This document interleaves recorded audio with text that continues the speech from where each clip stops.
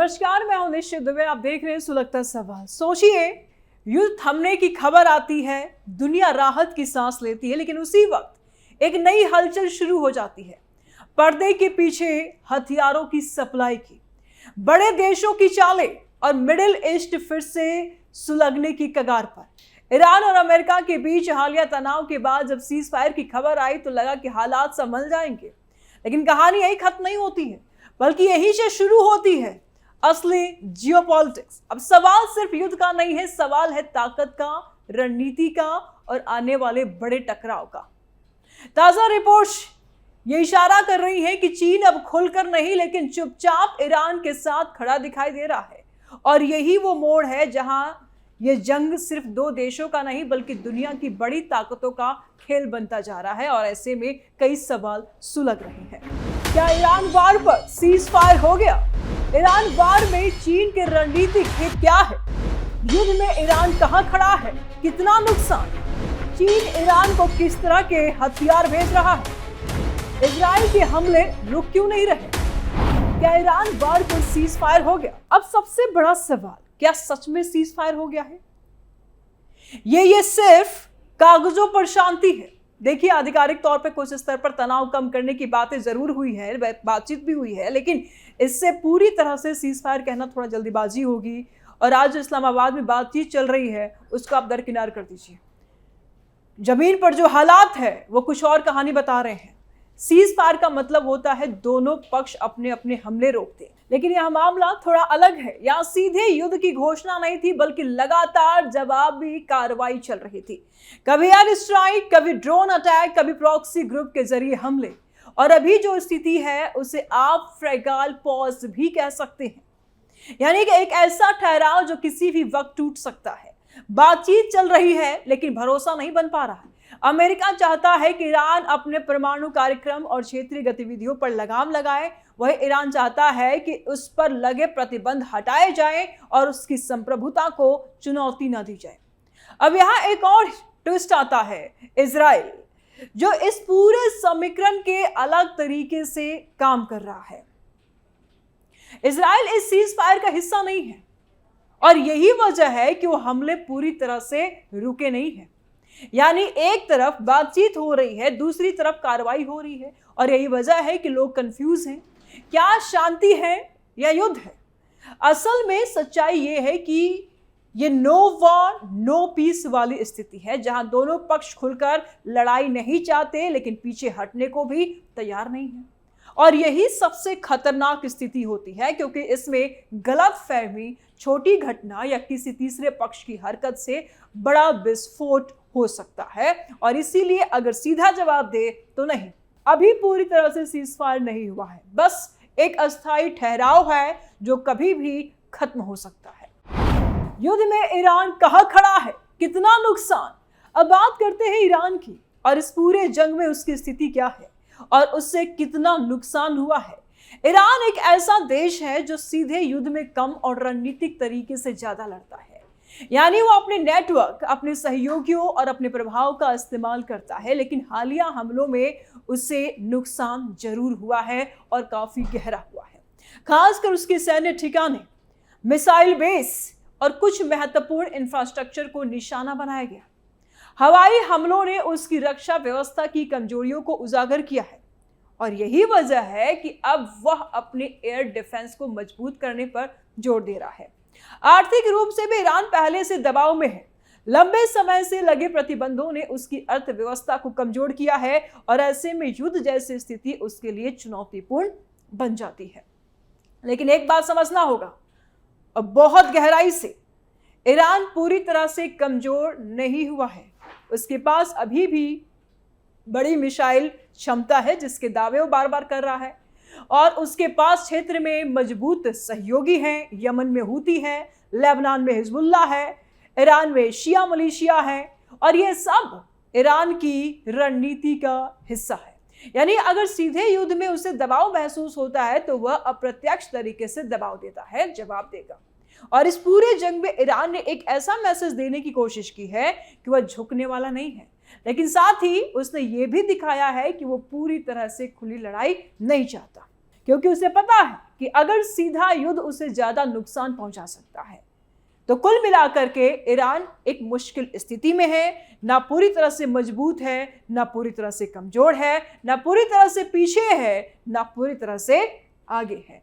वह अभी भी खेल में है, लेकिन दबाव में है। इजराइल के हमले रुक क्यों नहीं रहे? अब सबसे अहम, सबसे बड़ा सवाल, जब सीज फायर की बात हो रही है तो इजराइल के हमले क्यों नहीं रुक रहे हैं? इसका जवाब बहुत सीधा, बहुत सिंपल और थोड़ा सा जटिल भी है।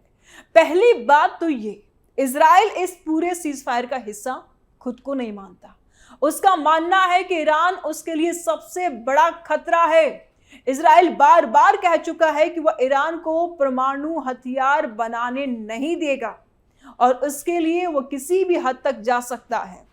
दूसरी बात, इजराइल प्रेम्पटिव स्ट्राइक की रणनीति अपनाता है, यानी खतरा आने से पहले ही उसे खत्म कर देना। अगर उसे लगता है कि कहीं कोई मिसाइल बेस बन रहा है या कोई सैन्य तैयारी हो रही है तो वह तुरंत हमला करता है।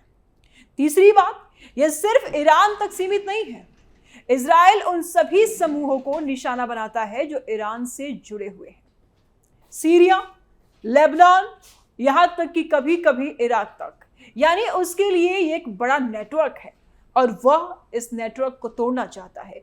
अब यहाँ एक राजनीतिक पहलू भी है।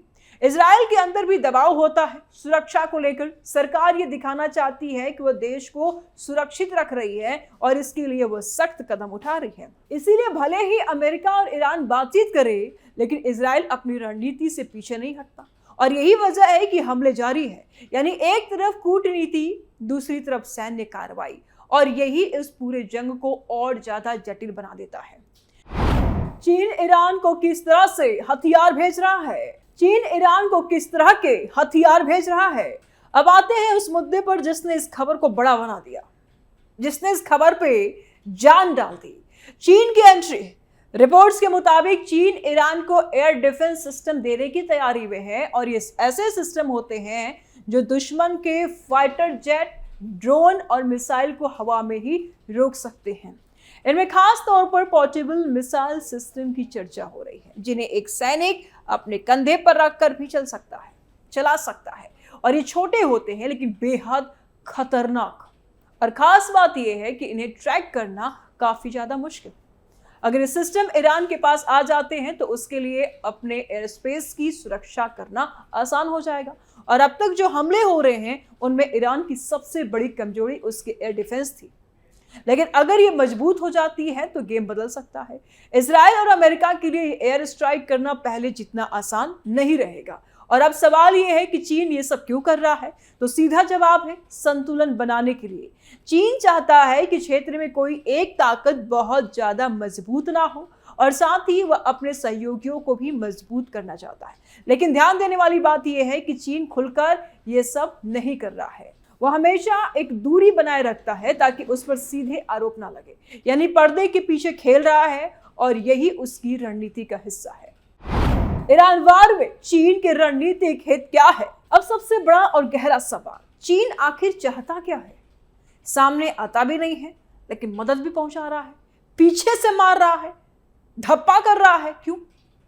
मध्य पूर्व उसके लिए सिर्फ एक क्षेत्र नहीं है, मिडिल ईस्ट सिर्फ उसके लिए क्षेत्र नहीं है, बल्कि एक रणनीतिक केंद्र है। सबसे पहले तेल। चीन दुनिया का सबसे बड़ा ऊर्जा उपभोक्ता है, कस्टमर है, और उसे लगातार तेल की जरूरत होती है।